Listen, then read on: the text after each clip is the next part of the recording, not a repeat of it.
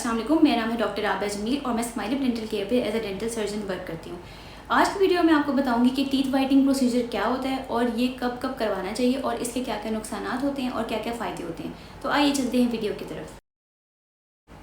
Teeth whitening असल में दांतों के शेड को चेंज करने का नाम है। अगर आपके दांतों का कलर बहुत ज़्यादा येलो है और आप चाहते हैं कि अपने दांतों के कलर को थोड़ा सा चेंज कर लें ताकि आप थोड़े से दिखने में खूबसूरत लगें, तो ये प्रोसीजर आपके लिए है। अब हम बात करते हैं नॉर्मल टूथ कलर के बारे में। नेचुरली किसी के भी दांत बहुत ज़्यादा प्योर वाइट नहीं होते। दांतों का कलर नेचुरली थोड़ा सा येलोइश वाइट होता है और हर बंदे को दांतों की वाइटनिंग करवाने की ज़रूरत नहीं होती।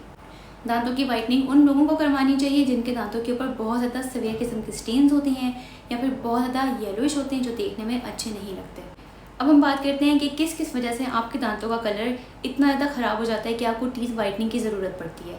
बहुत सारे केसेस में पेशेंट्स अगर कॉफ़ी या फिर टी का इंटेक बहुत ज़्यादा कर रहे हैं तो उनके दांतों के ऊपर स्टेन्स हो जाते हैं। स्टेन्स के साथ साथ उनके दांतों का कलर भी येलो हो जाता है या फिर ब्राउन हो जाता है। इसके अलावा बहुत सारी मेडिसिन हैं जो कि दांतों के कलर को येलो से ब्राउन की तरफ कन्वर्ट कर देती हैं।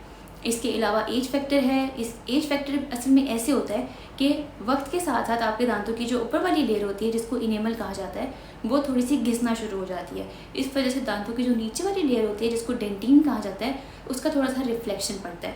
इसीलिए वक्त के साथ साथ एज के साथ साथ आपके दांतों का कलर थोड़ा सा येलो हो जाता है।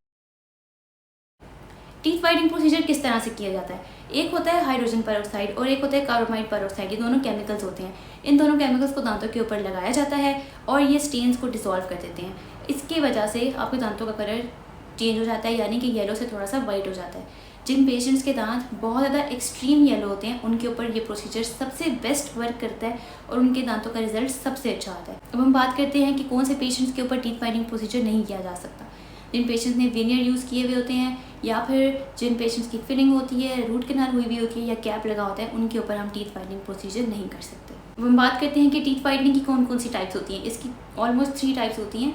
नंबर 1 जो है, जो कि लीस्ट इफेक्टिव है, वो ये होती है कि आप टूथपेस्ट यूज़ करें। इसके टीथ वाइटनिंग का रिजल्ट बहुत देर बाद जाके आता है, मतलब कि 6 से 7 महीने के बाद। तो ये इतना ज़्यादा रिकमेंडेड नहीं है क्योंकि इसके अंदर एब्रेसिव भी होता है जो कि दांतों की ऊपर वाली लेयर को डैमेज कर सकता है। इसके अलावा होता है इन ऑफिस ब्लीचिंग या फिर एट होम ब्लीचिंग। इन दोनों प्रोसीजर में जो इन ऑफिस ब्लीचिंग होता है उसमें डेंटिस्ट जो है वो खुद आपके दांतों के ऊपर ब्लीचिंग एजेंट यूज़ करते हैं और आपके दांतों के कलर को चेंज कर देते हैं। और जो एट होम होता है उसमें पेशेंट्स के लिए ट्रेस बनाई जाती हैं और पेशेंट जो है वो उनको अपने घर में खुद ही यूज़ कर लेते हैं। और ये प्रोसीजर कोई ज़्यादा बहुत इफेक्टिव नहीं होता क्योंकि बहुत सारे पेशेंट जो हैं वो सही से इसका इस्तेमाल नहीं कर पाते या फिर बहुत ज़्यादा देर के लिए इस्तेमाल कर लेते हैं, जिसकी वजह से उनके दांतों का डैमेज हो जाने का खतरा होता है। इसीलिए रिकमेंडेड है कि आप जब भी दांतों की वाइटनिंग करवाने का सोचें तो आप अपने डेंटिस्ट को विजिट करें। इसके कोई डिसएडवांटेजेस नहीं होते। अगर आप प्रॉपर किसी अच्छे डेंटिस्ट के पास जाएंगे जिनको इसका एक्सपीरियंस होगा तो कोई डिसएडवांटेज नहीं होगा। इससे थोड़ी बहुत सेंसिटिविटी हो सकती है, इसके अलावा कोई डिसएडवांटेज नहीं है। और अगर आप चाहते हैं कि आप अपने दांतों की वाइटनिंग करवाएं या फिर स्केलिंग करवाएं या फिर कोई भी प्रोसीजर करवाएं तो आप हमारे क्लिनिक को विजिट कर सकते हैं। Thank you for watching.